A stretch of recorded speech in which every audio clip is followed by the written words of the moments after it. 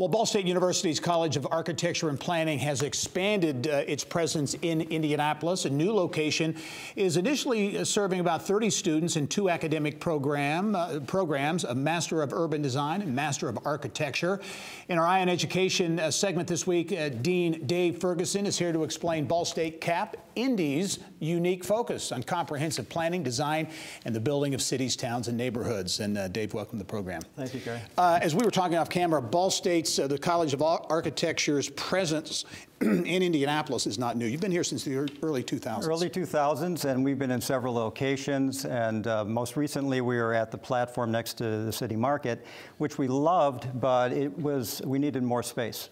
So we started looking around. We needed at least 5,000 square feet.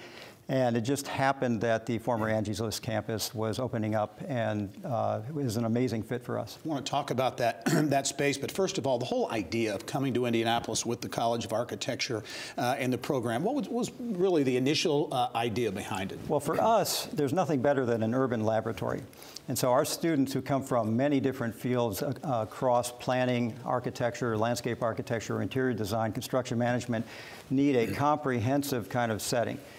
When you're in a city, there's all kinds of richness that you can dig into. You're right there in the heart of things, and our students just love that. So that was one draw for us. The second piece was we were told along the way that Indianapolis, remarkably, is one of the largest cities in the nation that didn't have an architecture school in it or a major urban design center. So we raised our hand and said, we'll do that. Yeah, and that led to the expanded space, as you said, at the Angie's List campus. Talk a little bit about that space, because it's a pretty cool space, a lot of space out there that's really beginning to grow and develop. That whole area has been purchased, and the lead on that, Bill Osterly, has been a great host for us because he understands, I think, design. He was part of Angie's List. The buildings are remarkably preserved. They're really set up well for the tech sector. And so we stepped in literally turnkey. It was a perfectly aligned space for our kinds of activities. We have open studios and everything's working well. So that, and there's room to grow. So we're in there right now, but we are looking at what the future brings in terms of expansion. Well, talk about the impact that this program has in this urban design, in this urban setting,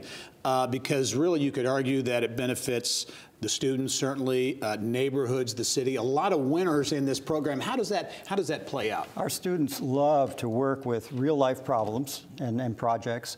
We work with neighborhood associations. We have worked with the city before, and those kinds of partnerships are irreplaceable. That's what they're going to be seeing when they go out into the field.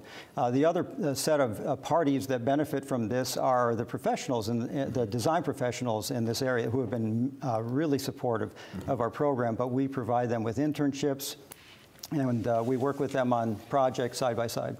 And I'd assume from a student recruitment standpoint, this would be a selling point. The College of Architecture and Planning has a great reputation, very highly regarded, but these kinds of programs, I would assume, are attractive. Yeah, it really is a major draw. The students come into that space, and that's where they want to be, and it kind of sells itself. Any ideas as you look to the future? You've got space and you've got room to expand. Do you anticipate this program and its reach, its impact, has room to grow? We'd love to grow it. We have other programs in our college in landscape architecture and other settings that are looking at coming down as well.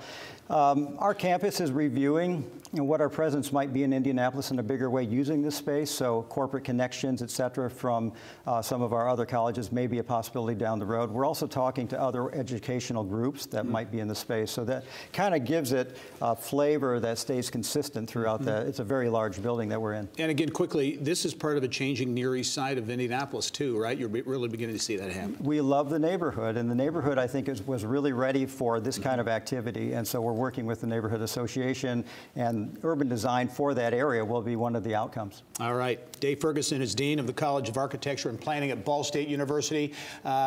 Footprint expanding in Indianapolis, and Dave, as always, welcome to the program. Thank you, Gary.